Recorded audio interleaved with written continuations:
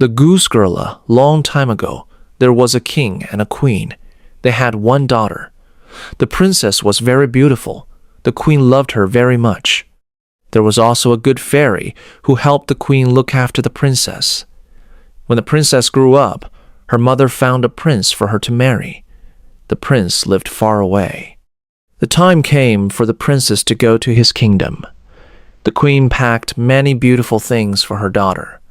She packed gold, silver, jewels, and fine dresses. She also gave the princess a servant girl to travel with her. Both of them had horses. The princess had a special horse. The fairy gave this horse to her. The horse was called Falada. Falada could speak. Before the princess left, the fairy came to her room. The fairy took a small knife. She cut off a lock of her hair. She gave the hair to the princess. She said, "Take care of this, dear child. This hair is magic. It can help you on the road." Then everyone said goodbye to the princess. She was very sad to leave. She put the lock of hair inside her dress. Then she got on her horse and started her long journey. One day, the princess felt very thirsty. They were riding near a small river. The princess said to her servant, "Please, get down and bring me some water. Bring it in my golden cup." But the servant said, "No, I will not do that. If you are thirsty, get down yourself and drink from the river. I am not your servant anymore." The princess was very surprised, but she was also very thirsty, and she was afraid of the servant. So she got down from her horse. She knelt near the river and drank water. She did not use the golden cup. She was scared. She started to cry. She said, "What will happen to me now?" The magic lock of hair heard her and answered, "Alas, alas, if your mother knew, she would be very, very sad." But the princess was kind and gentle. She said nothing to the servant. She got back on her horse. They rode on. Later, the sun was very hot. The princess became thirsty again. They came to another river. The princess forgot what happened before. She asked the servant again, "Please bring me water in my golden cup." But the servant said even more rudely, "Drink if you want, but I will not help you. I am not your servant." So the princess got down again. She bent over the water to drink, and this time, the lock of hair fell out of her dress. It floated away down the river. The princess did not see this happen, but the servant saw it. She was very happy. She knew about the magic of the hair. She knew that without the hair, the princess had no protection. Now she could do what she wanted. After the princess finished drinking and tried to get back on Falada, the servant said, "I will ride Falada. You will ride my horse." The princess had no choice. She got on the servant's horse. Then the servant told her to take off her royal dress and put on the servant's old clothes. The princess had to obey. When they were almost at the prince's kingdom, the servant gave the princess a terrible warning. She said, "If you tell anyone the truth about what happened, I will kill you." Falada, the horse, saw everything and understood everything. At last they arrived at the royal palace. There was great celebration. The prince ran out to meet them. He saw the servant girl on Falada's back. He thought she was the princess. He took her hand and helped her down. He thought she would be his wife. They went up to the royal rooms. But the real princess had to stay outside in the yard, all alone. The old king, the prince's father, was sitting at a window. He looked down into the yard. He saw a beautiful young girl standing there. She was not dressed like a princess, but she was very pretty. The old king thought, "Who is this girl? She looks too delicate to be a servant." He went to ask the false bride. She said, Oh, I brought her with me on the road. Please give her some work so she is not lazy." The king thought for a while. Then he said, "There is a boy who looks after my geese. She can help him." The boy's name was Curdken, but the false bride was afraid. She was afraid of Falada, the horse. She thought, "Falada can speak. One day Falada will tell the truth about me." So she said to the prince, "Dear husband, please do one thing for me." The prince said, "Of course." Then she said, "That horse I rode here was bad. It was unruly on the road. Please tell your men to kill it." This was a lie. But the prince believed her. He gave the order. And poor Falada was killed. When the real princess heard this, she was very sad and cried a lot. She went to the man who killed Falada.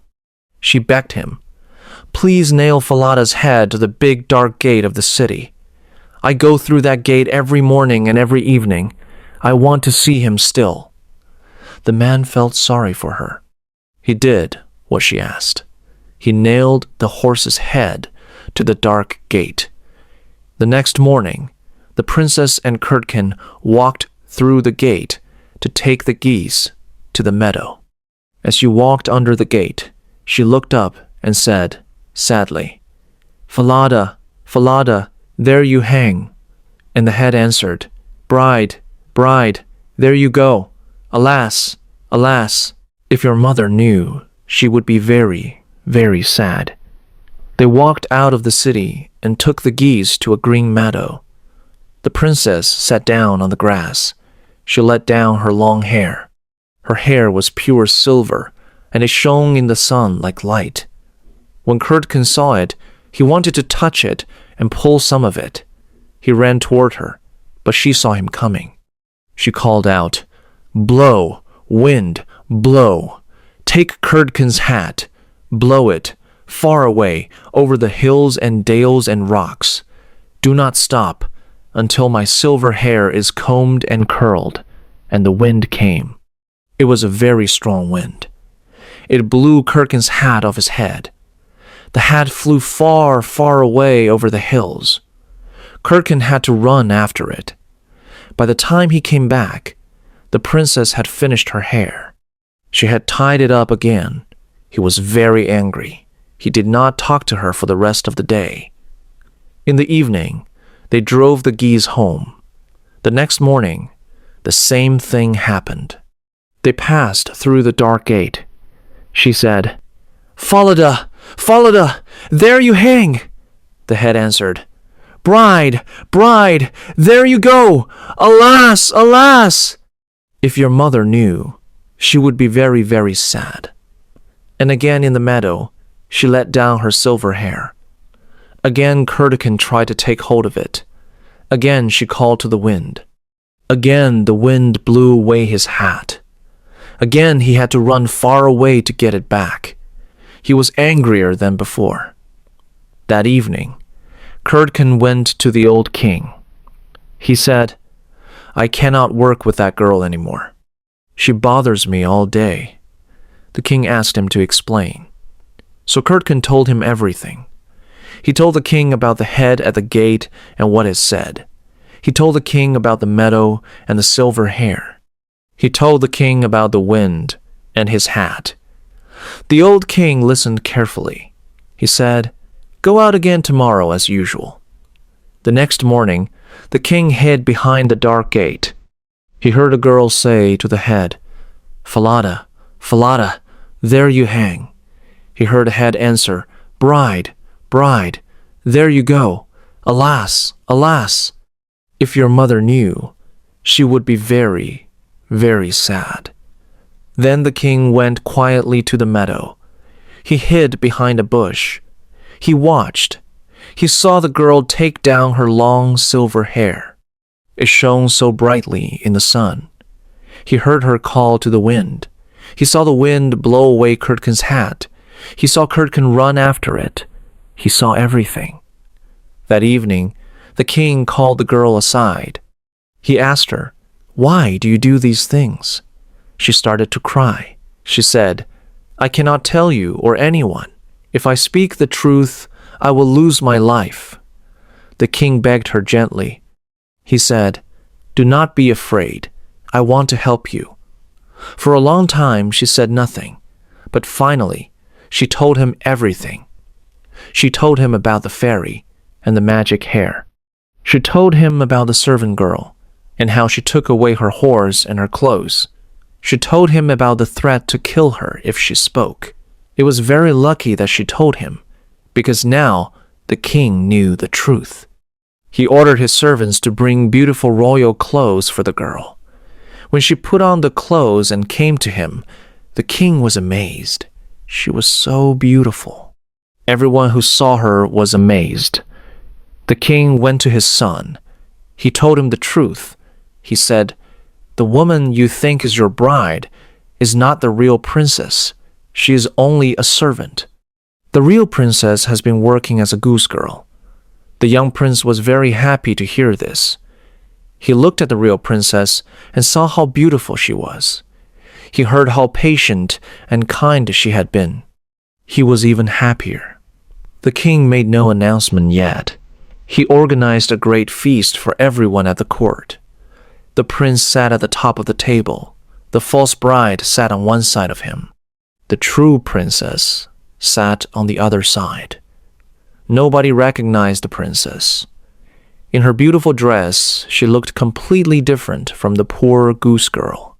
She was dazzling. After they all ate and drank and were very happy, the old king said, "I want to tell you a story." He began to tell the whole story of the real princess, as if it were a tale he had once heard. At the end, he asked the false bride, "And what do you think should happen to a person who does these things?" The false bride did not know she was talking about herself. She answered, "That person deserves a terrible punishment. Put her in a wooden barrel. Fill the inside of the barrel with sharp nails. Attach 2 white horses to the barrel and let them drag it through the streets until she is dead." The old king said, "You have just described your own punishment. You are that person. And what you said shall be done to you." And it was done. After that, the young prince married the true princess. They lived together in peace and happiness for the rest of their lives. And the good fairy came to visit them. As a special gift, she brought Falada back to life, and they were all very happy. Подпишись, пожалуйста, или хотя бы поставь лайк. Один лайк не меняет мир, но меняет путь того, кто делится смыслом.